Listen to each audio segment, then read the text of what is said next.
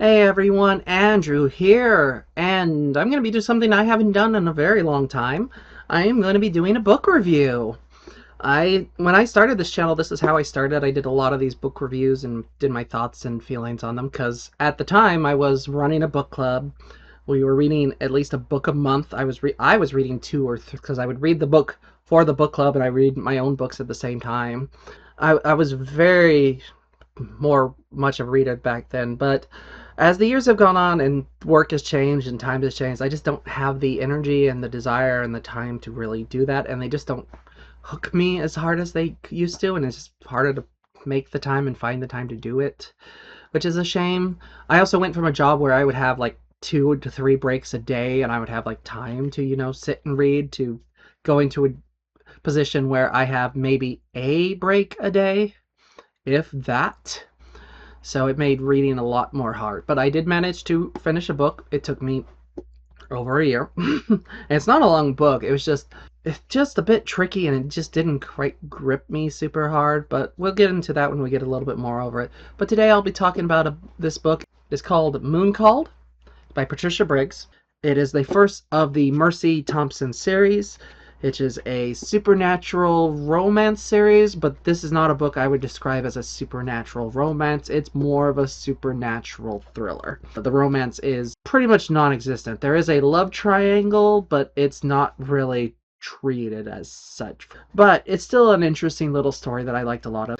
So the story follows Mercy Thompson, or Mercedes Thompson, who is a mechanic working in the Tri-Cities in Washington State, which is on the eastern side, so a bit more deserty and more foresty. She is a mechanic that specializes in basically foreign cars, mostly Volkswagen. She took over the shop from her former boss, Z, who is a gremlin, and she is a special being as well. She is known as a walker, person capable of transforming themselves into a coyote at will. She doesn't know too much about her own powers or her own self because her mom was a normal human. Her dad was a trucker who died, realizes or figures out that he was most likely murdered because of what he was.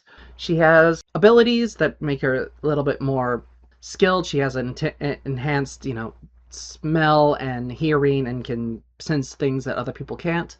One of the things we learn throughout this is that it takes place in our world with a Fae underland, that there's all these different little groups, and that some of the groups of the Fae have recently come out into the open and made themselves known. These are like the goblins, and some of the others are now more known and are trying to find a way to coexist with humanity and having trouble with that. The werewolves and the vampires are still unknown to the real world for the most part, but they're becoming more and more visible to it.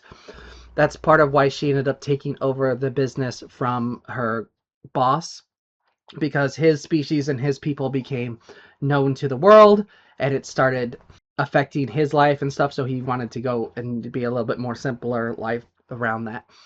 And so she's taken over being that. But yeah, Mercy is a walker. She's one of the few only ones to exist. They all seem to have disappeared. She doesn't know much about her own people or her own abilities or where they come from or why.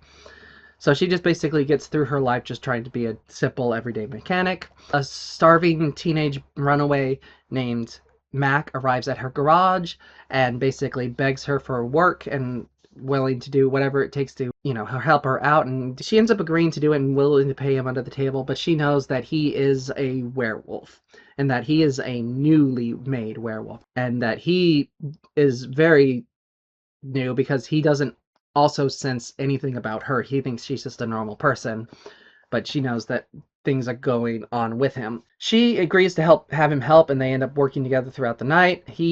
She asks if he has a place to stay. He says he does, but she doesn't. She's like, well, I have the van in the back that I'm working for Stefan, who is my friend, who's a vampire. She doesn't say the vampire part. It's like, he's not going to be able to, I have to wait till those parts come in anyway. If you want to sleep there, that's perfectly fine. So he agrees to stay there and sleep, and Mercy heads home for the night. She finds her cat locked up in a cage on her front yard, basically knowing that it came from her next door neighbor, Adam, who is a werewolf. He is in fact the alpha werewolf of this area. Pack leader, and as an alpha he has certain powers and certain abilities that make him stand out strong. Mercy also knows that he's there with his human daughter Jessie, and that Jessie is a completely normal human girl, and that she basically flips between her dad and her mom's place because they've been divorced for a while. The next day is Saturday, and Mercy has the day off, so she goes off into the woods, transforms herself into a coyote, and goes on a run through the woods to feel free and feel all this. She's had a very rough childhood growing up because she had all these changes and started doing all this stuff. And when she started to go through puberty and started to go through the changes, her mom got worried and called her brother, who was a werewolf, and he took her into Montana and raised her amongst the werewolves there, including like the head of the tribe, the Merrock, the leader of all the werewolves, known as Bran. And she became close to that family, especially his son Samuel. Like raised her among the werewolves to, know who she is and know what her power is and know all this stuff. The next Monday, Mercy goes back to the shop. Mac is there, and he helps her out for the night. As they're closing up shop, they are confronted by two unknown men, one of whom she recognizes to be a werewolf. The two men attempt to grab Mac and force him to go with them so they can continue doing drug tests on him, but Mac is trying to refuse. Mercy shifts into her coyote form, attacks the werewolf, and basically attacks his jugular and rips out part of his throat, and goes on the run. The werewolf starts transforming, trying to chase after them. The human is also trying to chase after her. The werewolf is suffering from moonstruck, so his healing factor doesn't fully kick in, and he ends up dying from the throat bite, even though Mercy's like, that shouldn't have been enough to kill him. Mercy manages to get the jump on the other human guy and takes away his gun. She calls Adam and basically gives him a message it's like, werewolves are attacking, and like hangs up, so he comes over to help. She calls the local witch Elizaveta, and she arrives with her grandson Robert, and they are basically the witchy cleanup crew. They take out all of the supernatural and non-normal stuff and make it so it doesn't look like they were anything ever there to begin with. While this is happening, Mac starts going through the transformation and is having a hard time controlling himself and starts to try to almost attack Mercy. Adam manages to show up and basically uses his alpha powers to calm down Mac and get him under control and allow him to slowly revert back to his human self, and is able to help him gain control. Adam agrees to take in Mac as part of his tribe and is going to start, taking care of him. Adam confirms that the werewolf that attacked them wasn't part of their thing, and that he was most likely from where Mac was from, which is Chicago, and that they've been clearly experimenting on werewolves and turning people without thinking about it, which is very dangerous because only a handful of werewolves ever fully turn, and even the ones that do usually die within a year. Like, it's becoming a full werewolf and surviving is an extremely limited thing, which is kind of interesting because they talk about it. It's like the average lifespan of a werewolf is like 10 years if they survive being even transformed. Like, it's like just because they get killed in battle or things of that nature, but it's like there's others that have clearly been around for hundreds of years. So it's like, it's a weird thing. Adam calls a meeting between all of the pack and have everyone show up to be introduced to the new wolf and figure all that out. Mercy is visited by Adam's daughter Jessie, and and it's like, do you know why they're all meeting up like this for this time? And Mercy's like, nope, no idea. And basically Mercy agrees to walk Jessie home with a plate of cookies, and ends up running into this werewolf known as Ben Shaw, who just came in from London after being kicked out of his pack over there. Mercy doesn't trust him because he had this very bad reputation in London, and there was a bunch of killings and things of that nature in that area. And also ends up running into Daryl, who is the second in charge wolf, who's right behind Adam in the pecking order. Werewolves have their powwow, and Mercy goes home for the night. She wakes up the next morning, goes to let her cat out the front door, And right before she's about to open the front door, she smells death, so she goes and grabs her foster father's gun, runs around out the back door, circles around, and finds Mac dead on her porch. In the arms. Before she's able to really fully register his death or anything like that, she hears the sound of a vehicle also running away from Adam's house. She runs over there, finds Adam mid-combat with like 3 other werewolves. He's mid-transformation, like clearly struggling, clearly having trouble with it. Adam ends up getting the advantage and gets most of them, but as the last werewolf is trying to kill Adam, Mercy pops up behind him and shoots him with the gun, killing him. Adam falls to the floor, and Mercy cannot tell if he's alive or dead. She goes to check to the rest of the house, and she discovers that Jesse is missing. Uses her smell and her sense to realize that she was in the vehicle that was just taken and can't follow it. She goes back to Adam and finds that his heart is actually beating, but he's just on the brink of death. Like, okay, what do we do? What do we do? And considers calling Daryl and the rest of the pack, but she has this thought, and she's like, wait, what if this is someone trying to take over the pack? What if if that Ben Shaw guy wants to take over the pack, and this is part of a plan or something of that nature? So she's like, I can't trust the pack about this.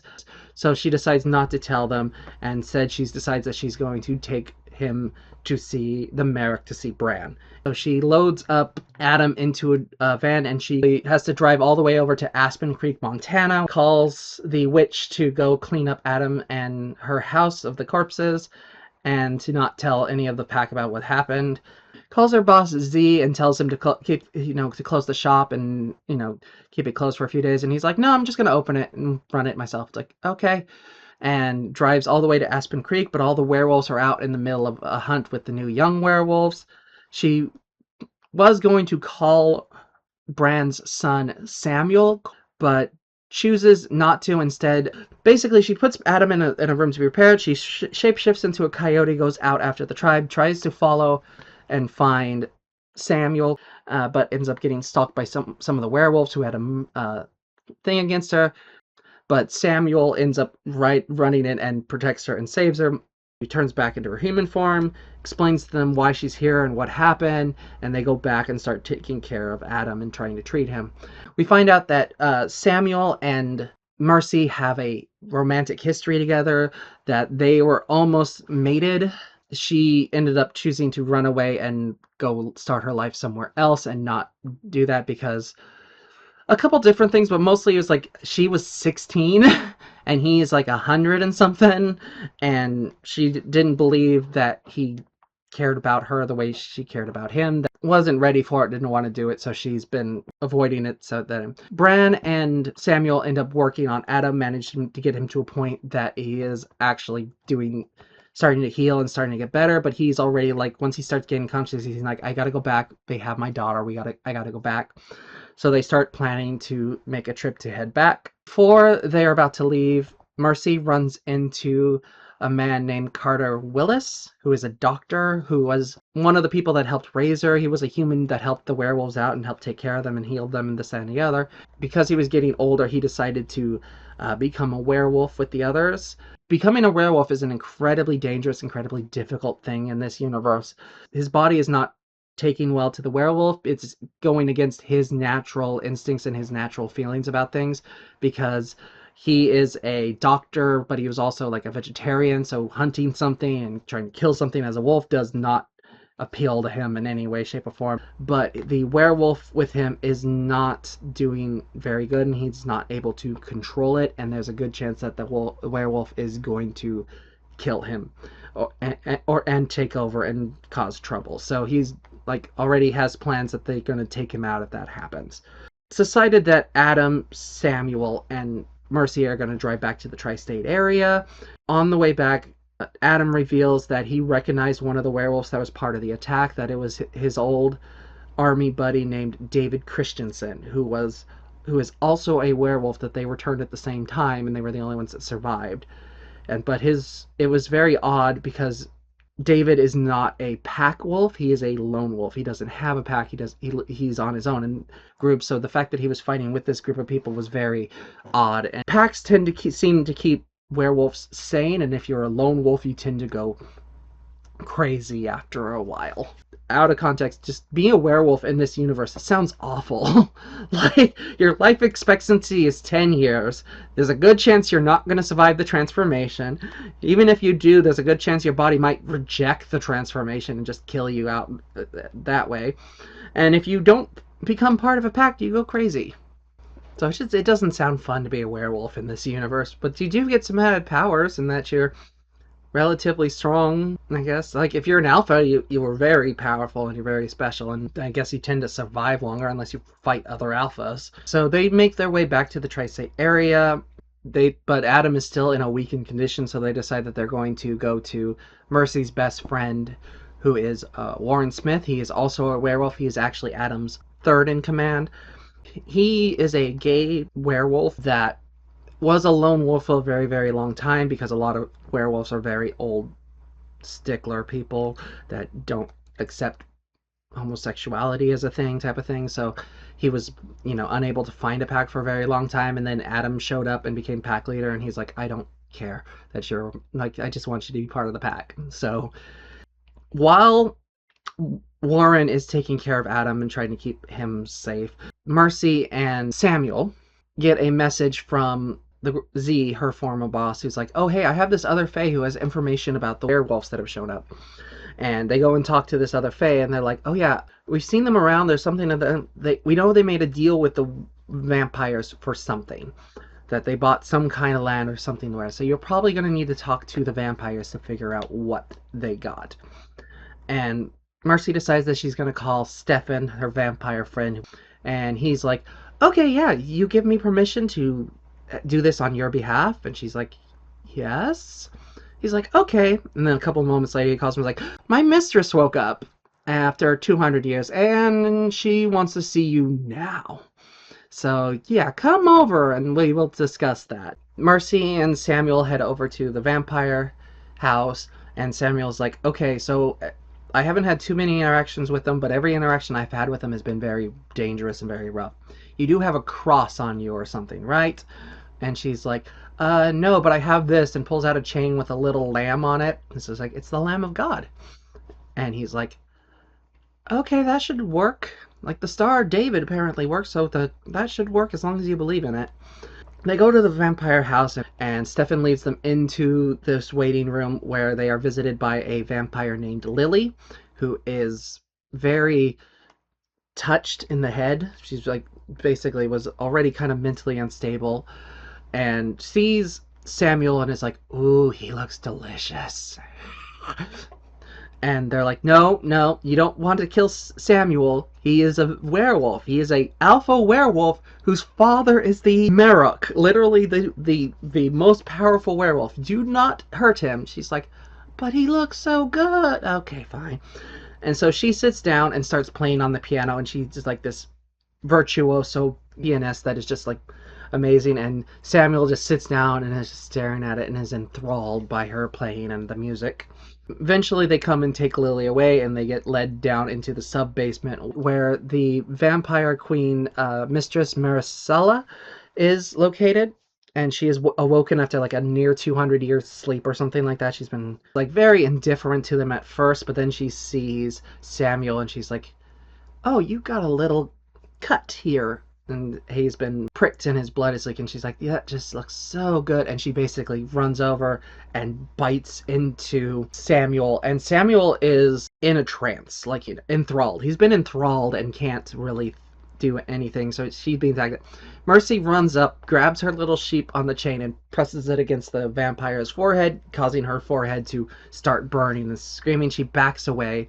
The vampire queen uses her power to basically knock everyone onto the ground and keep them there, but Mercy is unaffected by it. Maricela is like, you didn't tell me about her. It's like, I did not tell you about her. Stefan basically is like, well, he's bewitched, so someone set this up. This is someone's big plan to have you kill the son of the Merrock, which will piss off the werewolves, which will cause war between us and the werewolves. So maybe, I know you haven't fed in forever, but let's maybe not start a war with the werewolves. And she's like, fine. You guys can go. I'm bored now. Oh yeah, you asked questions. So the weird werewolves bought a property from us over here. They paid 10 times what the normal asking price for it, which is very odd. You should definitely go check that out though. Be gone, and sends them on their way. Managed to get Samuel out of there, but they kind of have to drag him because he's still enthralled a bit, and he starts slowly coming out of it, but he starts transforming into the wolf because he's basically regaining his sanity and gonna go full wolf before that happens. Mercy asks Stefan, okay, what was that at the end when she said about me? And he's like, oh, okay, so, yeah, your kind isn't supposed to exist anymore. Like, when we first came here hundreds of years ago, we were banished here from Italy because of things my mistress did.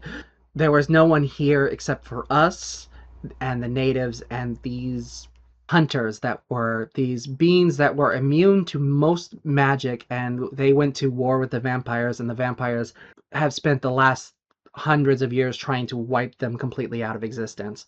And that Mercy is a descendant of this, and she's like, I'm not immune to all magic. Like, no, but you're immune to most, and that makes you dangerous. And she may or may not have other powers, but we don't get to find out in this book. When Samuel starts to fully transform into a wolf, Stefan decides to step out and leave, and Mercy transforms into her coyote form to make him more comfortable and help him regain his mind a little bit and keep him from thrashing out.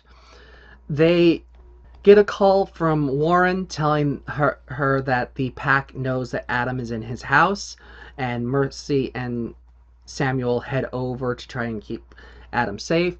They come in, and Warren and Daryl, the Adam's second, are in mid-combat.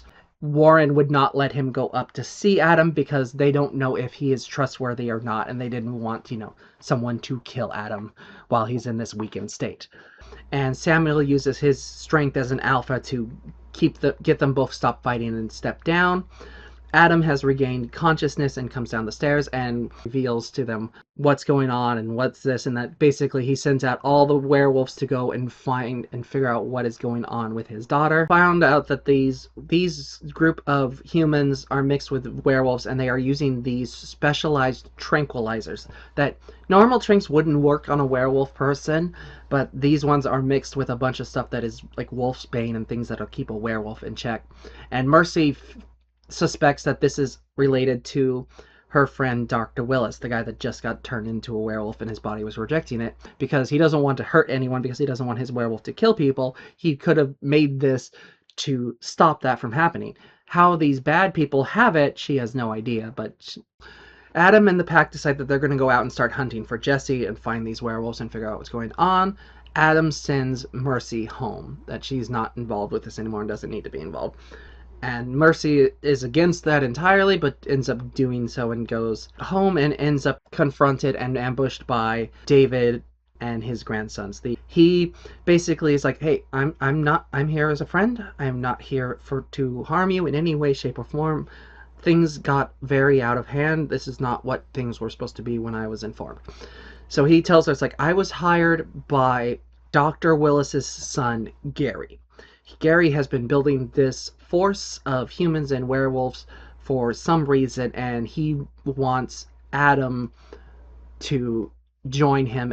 Basically, David was supposed to come in, talk to Adam, convince him to come and listen to what Gary had to say, but they were like, we may have to, tranquilize him to get him to a point that he would even be willing to listen.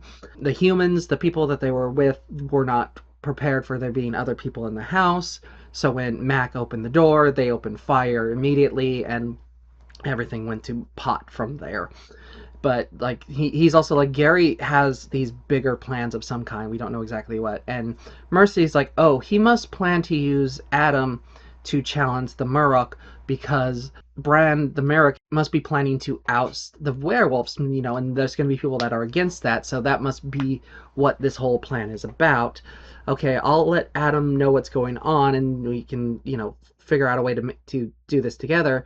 However, when she tries to contact Adam, she finds out that Adam has been captured again.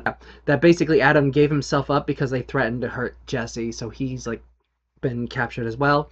Mercy decides that she's going to go and rescue them, and David knows where and is going to help them do that. So they make this big, elaborate escape plan where uh, Mercy transforms into her coyote form, sneaks into the building, finds them. One of David's grandsons, one of his people, leaves the bag with all of her stuff and all the stuff that she needs in there with them.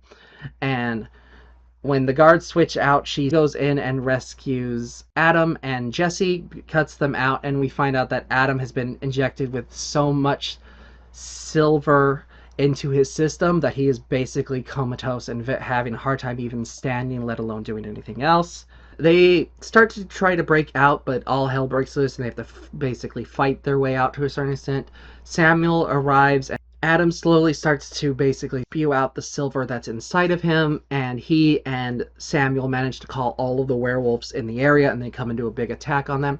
But Mercy starts to sense witch's magic, which werewolves are not able to sense. So she's like, there is a witch somewhere in here, and tells Samuel where, who manages to go in and knock out the witch, and the witch turns out to be Robert, the cleanup witch's grandson. And he was hired by Gary, and they basically capture him and demand that Gary come out, or they're going to slaughter like all of the supports. And Gary basically comes out with hands up for giving in, and they're like, okay, so what exactly was your plan? And he's like, so you plan to use Adam to kill the Marok and become, the person in charge of the whole thing? And he's like, no, that was not my plan. It's like, so his entire plan was to save his father. Because the reason like he hasn't been forming with his wolf is he is a doctor, vegetarian pacifist. He doesn't want to kill. He doesn't want to fight, and that is what's been causing the trouble. So that if a werewolf fights, he and the wolf become one. Gary's plan was to douse Adam weak enough so that he could kill Adam, then go to Braun, and Braun would kill him for killing Adam. And then when Braun told the doctor what his son did, that the doctor would not believe it and would challenge Braun in an effort to save his son's reputation and, fight on his behalf. And that they were going to use Robert's witch magic to give the dad the advantage in the fight so that he could win and not only a full werewolf, but become the new Merrick. And that was the plan. And everything went to pot almost immediately. Gary basically is like, don't tell my dad what I did. And it's like, okay. And then Samuel basically snaps Gary's neck, and then they remove his head. So everything kind of goes back to normal. Mercy goes back to working. Samuel decides that he's going to stay in the Tri-City area. He's going to start open up a new practice in that area. And he is staying at Mercy's place until he finds a place of his own. Adam invites Mercy out on a date as, thank you for that. And they have a really good time. And at the porch, they have an intimate kiss. Samuel steps out there and they have this little one-off. It's like, so are you joining my pack? Adam says. And Samuel's like, no, I'm going to be a lone wolf for a little bit. It's all about them. And Mercy's just like, fine, I'm going inside. And she goes inside. Bookends. And yeah, this is definitely not a supernatural romance, because again, there's one kiss and it's not even a steamy kiss, it's just a kiss. It's like there's power behind it, but not much. Like, it's not a mystery because you can't there's no way to solve this mystery. There's no way to figure all this out based off the information you're given for the most part. Plus the thing doesn't make sense. It's barely a thriller, even at that, but that's the only thing I can really describe this as, is a supernatural thriller. Gary's plan in general is just kind of like weird and insane. So he's building an army of werewolves and humans. He's experimenting on humans. I think it's just injecting them with the tranks, but he is also turning people into werewolves against their will, because that's what happened to Mac. And all of this is just to make his father mad enough that he will challenge the most powerful werewolf to a fight. And then they were going to use Wizard Robert's magic to help get the advantage. That's a really convoluted plot for this. And and in your plot, you have to die to save your dad. You couldn't find a more simple method to get your dad to go into a fight and figure this out in some way? Because it's like there's a good chance that you not only is your plan going to backfire horribly, even if you succeed, then you die in saving your dad. So it's like if you survive, you might be able to live for a good 10 years if you don't get into too many fights. It's why is this happening and why is that happening? And the explanation at the end is just not really good enough to justify a lot of the stuff. It's like everything just kind of fumbles out at the end and it just doesn't really make the most sense. There's too much like going on and I don't think we get enough of a delve into it to do anything with it, and it's just kind of like it made me very kind of on the whole series. It's kind of also hard to see where you're going to go with this, because it's like, how many stories is a mechanic from Washington State going to be involved with too many supernatural things? But apparently enough to make like 20 books or something like that. It's got some really good stuff in it. The cast is great. The characters are really interesting. Mercy is a really good, strong female lead. The two alpha werewolves of Adam and Samuel are really interesting. They both have that gruff gravitas, but you can kind of see what a girl would be into in that type of scenario type of thing. It's got an interesting lore to it. It's got some interesting world building to it. It's definitely feels like the start of something, but it also feels like I'm only getting like very surface level a little bit. And then you have Mac. It's just like, it's like, honestly, like when I got to the point where you opened the door and she found Mac dead on her doorstep, that was just like, that was a gut punch. That hit very hard. It's just so kind of like sad to see it that way and all that. Yeah, overall I thought it was pretty good, but not amazing. I like the idea of the story more than the story itself. It was a little hard to keep reading. It was a little hard to keep track of who is who and what's going on and all the names. It was one where I kept having to take breaks from it. Like I would read a couple pages and then I'd stop.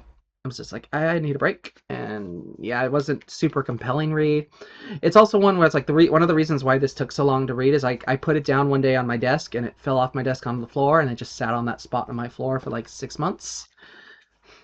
So yeah, it didn't feel the desire to keep reading too hard, which is a little shame. But for the most part, I enjoyed this well enough that I'm like, I already owned the next two books in the series. I'm gonna read them at some point, but they're definitely not the thing I'm gonna read now. Like I already started another book, but that one's a lot longer. This one's only like 288 pages, which is not too bad. The other one is 400, so there's a lot of good about the book. There's a lot of stuff that I'm like, this could be good if it was more fleshed out and more interesting, and I'm sure the other books will do that. But for a starting point, this was solid enough. I give it a solid 3 out of 5. Like, it's one where I'm like, I don't know if this is either going to get better. This book is going to get better as I read more and I get more of the characters, or this is going to be the odd book out and it's just going to be like, I might skip this one and start with the second if I ever choose to read the series again. I don't know. That is just my thoughts. What are your opinions? Have you read this book? Do you like this book? Have you read this series? Is this a series you would recommend to other people? Let me know your thoughts in the comments below. I'm gonna try and do a couple more book reviews this year. I'm gonna change the format a little bit because this format is really rough if you haven't just read the book. Even having just read the book, it's hard to keep all that information straight. So I'm gonna probably do something a little more casual and little less like focused on trying to tell you as much of the plot as I can. Let me know your thoughts in the comments below. Happy watching, happy reading. I'll see you all next time. Bye.